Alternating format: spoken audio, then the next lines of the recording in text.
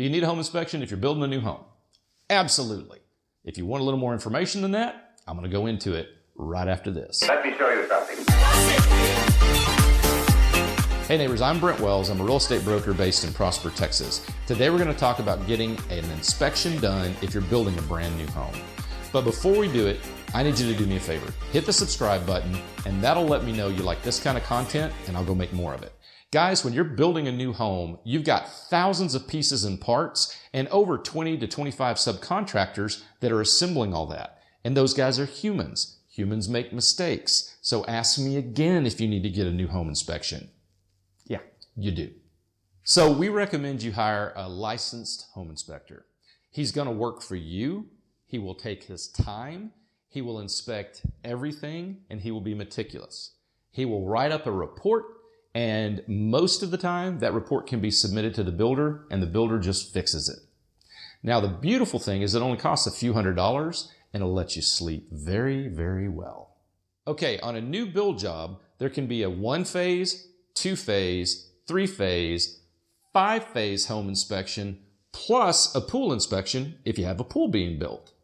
Okay, so at a minimum, we recommend a one-phase inspection, at a minimum. So what is that? Well, the one-phase inspection is what you're probably used to seeing.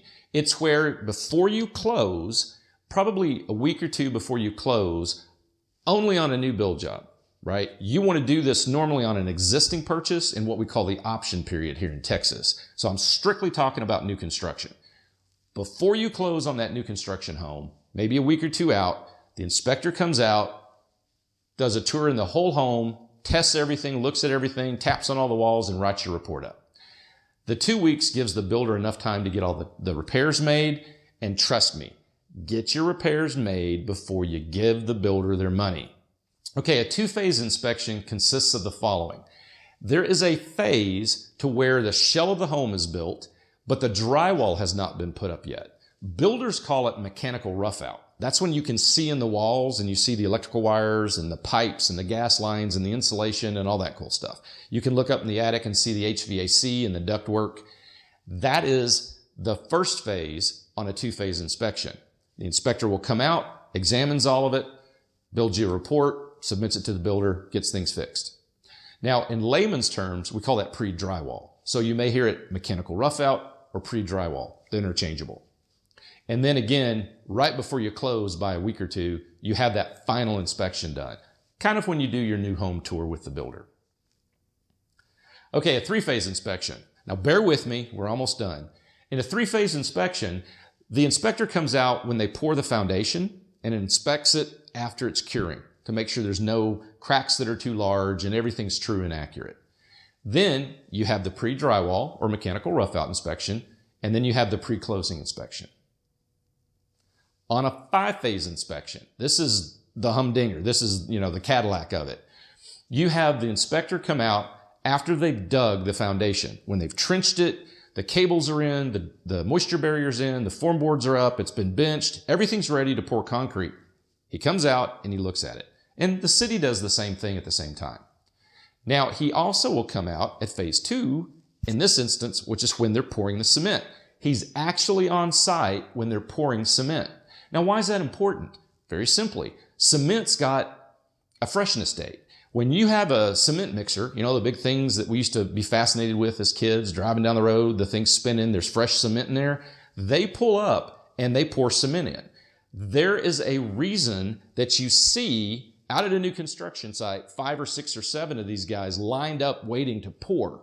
And you're probably thinking, well, why are they all lined up? Well, they need to pour that cement quickly. They want it in there together, as close together as they can get, so the cement will commingle and become homogeneous. That's what we call a good pour. If you've got too much time between cement mixers dumping their product, many good builders will reject it. They'll send them back and they'll make them re-pour the foundation. Okay, the last part, phase 3 of the foundation, is after it's poured, just like before, they examine the foundation to make sure it's true and correct. You also get phase 4, pre-drywall or mechanical rough out again. Y'all should be memorizing that term by now. And then lastly, right before closing, the pre-closing inspection.